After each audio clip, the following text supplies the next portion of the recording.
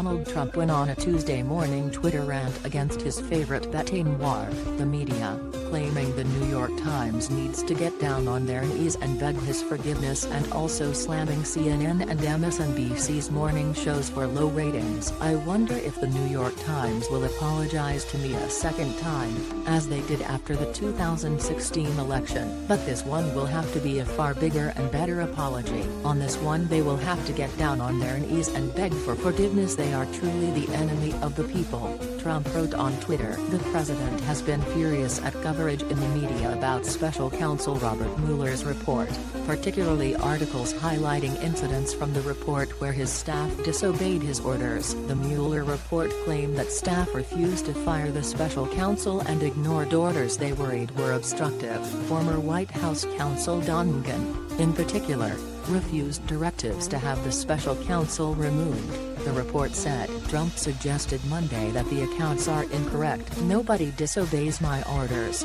he told press during the White House Easter egg roll. Trump claimed Friday that stories about him in the report were fabricated and full of bullshit that was intended to make him look bad. In his early morning series of tweets, Trump specifically attacked columnist Paul Krugman, whose Tuesday column in the New York Times criticized Republicans for being willing to sell out America if that's what it takes to get tax cuts for the wealthy. Paul Krugman, of the fake news New York Times, has lost all credibility, as has the Times itself, with his false and highly inaccurate writings on me. "He is obsessed with hatred, just as others are obsessed with how stupid he is." He said market would crash, only record highs, Trump tweeted. "The fact is that the occupant of the White House betrayed his country, and the question everyone is asking is, what will Democrats do about it?" Krugman wrote on Tuesday. "But notice that the question is only about Democrats. Everyone, correctly,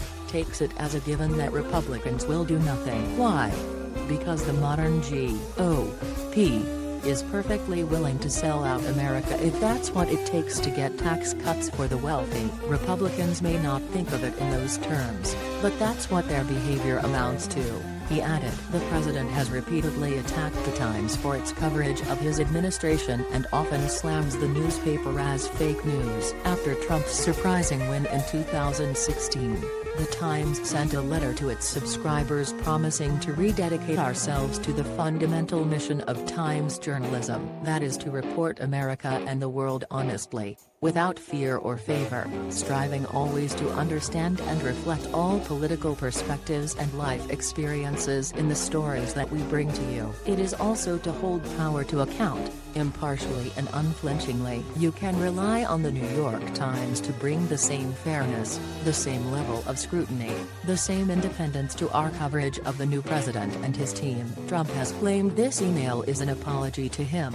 The president, in his early morning rant on Twitter, also touted his favorite morning show, Fox and Friends, while slamming its rivals on CNN and MSNBC for having low ratings. Trump, who has a reality show on NBC, considers low ratings a serious insult. "Sorry to say, but Fox and Friends is by far the best of the morning political shows on television. It rightfully has by far the highest ratings, not even close." Morning psycho, Joe, who helped get me elected in 2016 by having me on, free, all the time, has nosedived, too angry, he wrote. He added, "Dumb and sick. A really bad show with low ratings, and will only get worse." CNN has been a proven and long-term ratings and beyond disaster. In fact, it rewarded Chris Cuomo with a now unsuccessful prime-time slot, despite his massive failure in the morning. Only on CNN. Trump appeared repeatedly on MSNBC's Morning Joe during the 2016 election, and he reportedly offered to let hosts Joe Scarborough and Mika Brzezinski marry at the White House in 2017. But he soured on them as his presidency went forward.